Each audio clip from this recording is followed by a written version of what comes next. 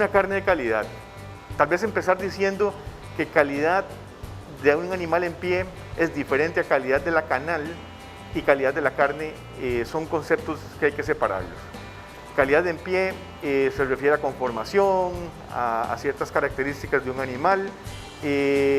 Calidad en canal se puede referir a la muscularidad, a la grasa de cobertura, al color de la grasa, al sexo, a la edad.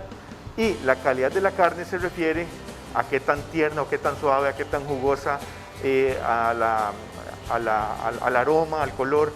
Son factores que se asocian a la calidad de la carne. Muy bien, partiendo de esa pregunta, hay factores finca, producción o cosecha que influyen en esa calidad de la carne final. Aún más, les digo, hasta la persona que cocina en sus casas un trozo de carne tiene influencia directa sobre la calidad final del producto. Puede ser la mejor genética, el mejor manejo, la mejor alimentación, el mejor proceso de cosecha, pero si esa persona no sabe seleccionar un corte y lo cocina de una forma incorrecta o escoge un método que no es el mejor, puede dar al traste con todo ese esfuerzo que viene desde meses o años atrás.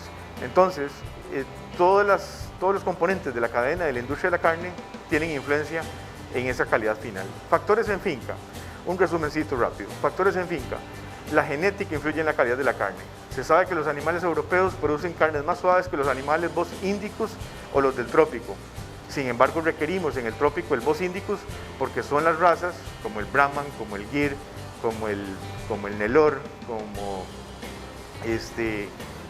otros por ahí, que son necesarios porque se adaptan mejor a las condiciones tropicales, resisten mejor las temperaturas, la radiación, los parásitos, pero incorporar razas europeas como el Bos taurus, en ejemplo podemos decir el Angus, el Charolais, el Hereford, el Chanina, etcétera, etcétera.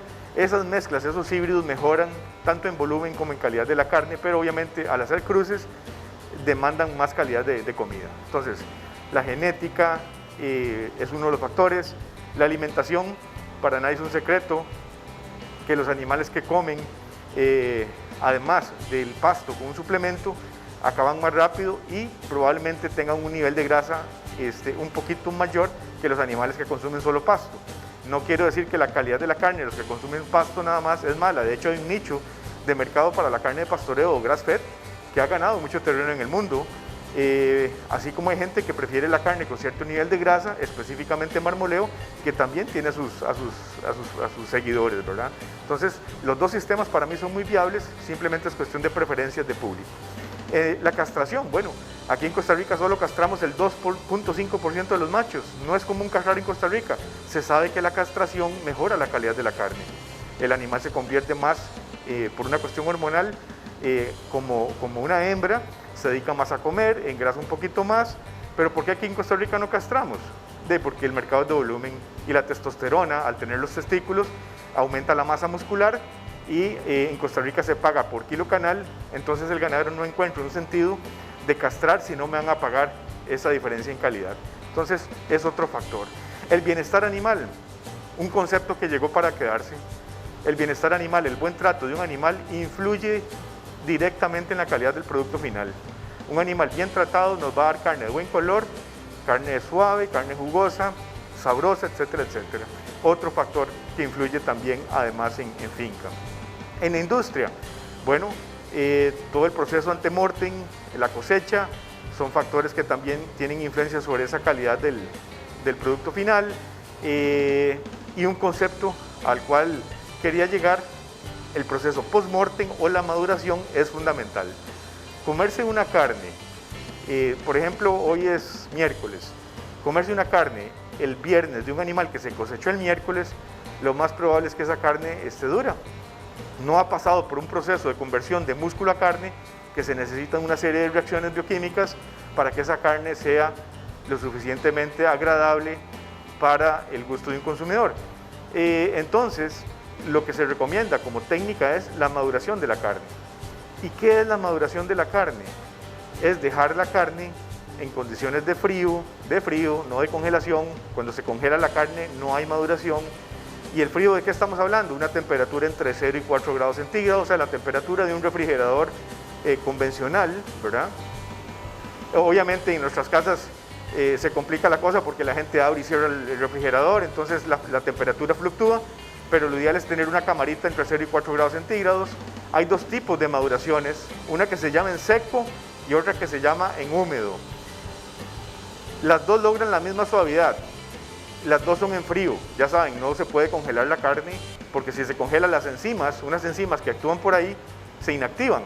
Entonces, la maduración en húmedo es una carne empacada al vacío, empaque el vacío en plástico, ¿verdad? Un plástico especial, durante X días las enzimas actúan, unas enzimas naturales que tiene el músculo que se llaman calpaínas, suavizando la estructura muscular. Entonces la carne madurada en húmedo es una carne empacada al vacío. La carne madurada en seco, por el contrario, es una carne que no tiene empaque, está expuesta al oxígeno, sin embargo se hace en condiciones controladas. Por ejemplo, con cuartos que tienen sal, generalmente sal en el piso porque la sal absorbe la humedad, es higroscópica, entonces baja la humedad relativa como un 70%. También se usan, por ejemplo, deshumidificadores para bajar también esa humedad relativa. También se puede usar ozono como un control bacteriano y se logra la misma suavidad que en húmedo, sí. Sin embargo, ¿por qué maduro en seco y por qué maduro en húmedo? En seco, al haber una cierta deshidratación de la carne, porque no es una carne seca, no confundamos con una jerky o una carne seca, es simplemente una carne que perdió alguna cantidad de agua por ese proceso de maduración. Esa carne, al perder un poco más de agua que una carne madurada en seco, lo que pierde es agua y los componentes se concentran. Al concentrarse los componentes, el sabor de la carne resalta más. Entonces la gente habla de que la carne madurada en húmedo es una carne que tiene un sabor metálico, ¿verdad? Un sabor metálico más ferroso, y la carne madurada en seco tiene un sabor más a beefy, en inglés beefy, digamos, más a carne. Esas son, digamos, algunas de las características que la gente diferencia en cuanto a sabor, pero la suavidad con los dos sistemas es el mismo sistema. Entonces, nuestra recomendación, y desde todos los estudios que hemos hecho aquí en el Laboratorio de Carnes del Tecnológico, es debemos educar al consumidor a comer carnes maduras. Se ha demostrado que conforme pasa el tiempo, la suavidad de la carne mejora, que hay un tiempo límite también. No podemos pretender de que la carne es un producto perecedero, por más condiciones controladas, hay un tiempo límite porque si no la carne también, pues, su vida útil se limita. ¿Okay?